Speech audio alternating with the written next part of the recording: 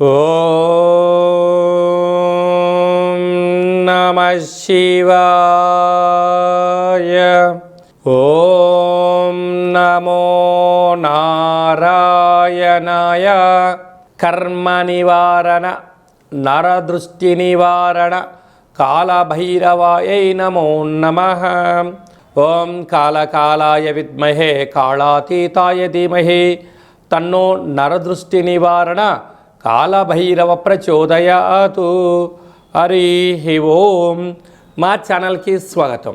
చూస్తున్న వీక్షకులకు ప్రేక్షకులకు ప్రియ కాళభైరవ భగవద్బంధులకి స్వాగతం పలుకుతూ, ఈ సంవత్సరంలో జరిగినటువంటి అద్భుతాలు ఐశ్వర్యాలు అలా జీవితకాలంలో నిత్యము ఐశ్వర్య ఆనందంగా గడపాలని, సకల అష్ట కష్టాలకు స్వస్తి పలుకుతూ నూతన అధ్యాయ జీవితంలో సువర్ణ అధ్యాయానికి స్వాగతం పలకాలని కోరుకుంటూ, అందరికన్నా ముందుగా శ్రీ పరాభవనామ సంవత్సర పండగ శుభాకాంక్షలు. ద్వాదశ రాశుల్లో గ్రహ గమనాలు వీక్షింపచేద్దాం. మిథున రాశిలో దేవగురు బృహస్పతి సంచార స్థితి, సింహరాశిలో కేతు సంచార స్థితి, కుంభరాశిలో చతుర్గ్రహ సంచార స్థితి, రవి కుజ బుధ రాహు సంచార స్థితి, మీనరాశిలో శుక్రుడు మరియు శని సంచార స్థితితో ద్వాదశ రాశుల్లో గ్రహ గమనాలు ఈ విధంగా ఉన్నాయి.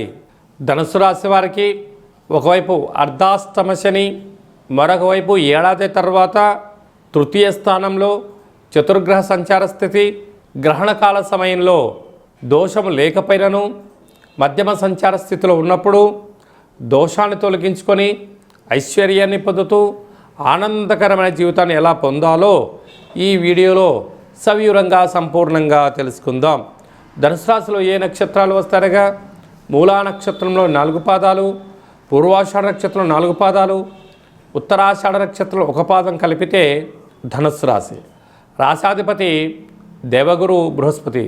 వీరికి తృతీయంలో ఏడాది తర్వాత ఎన్నడూ లేనటువంటి విధంగా ఆత్మకారకుడు రవి, రుణరోగ శత్రుకారకుడు కుజుడు, బుద్ధికారకుడు బుధుడు, రవి బుధుడు కలిసి ఉండడం వలన బుధాదిత్య రాజయోగము.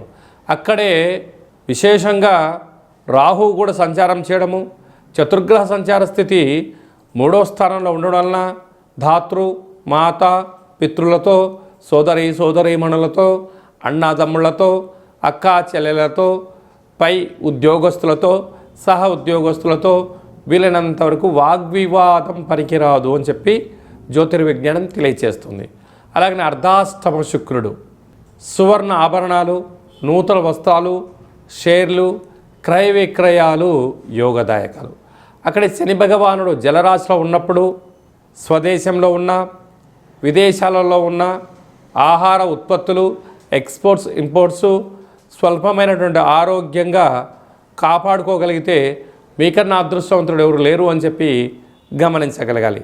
సప్తమంలో గురు సంచార స్థితి ఉండడం వలన వివాహ ప్రయత్నాలు కలిసి రావడం, దూరవాయు జల ప్రయాణాల్లో ఆకస్మిక ధనలాభం కలగడం, ఉన్నతమైన రాజగౌరవాన్ని పొందడం, ఉద్యోగం పిలిచి ఇవ్వడం, ఉద్యోగాల ప్రమోషన్స్ లాంటి అదృష్టం మీరు పొందబోతున్నారు. అదే భాగ్యస్థానంలో కేతు సంచార స్థితి, భార్యాభర్తల మధ్య అన్యోన్యత, అనేక రకాల కార్యక్రమాల్లో ముందు చూపుతో మీ యొక్క విజయానికి మీరే తొలిమెట్లు వేసుకోవాలి.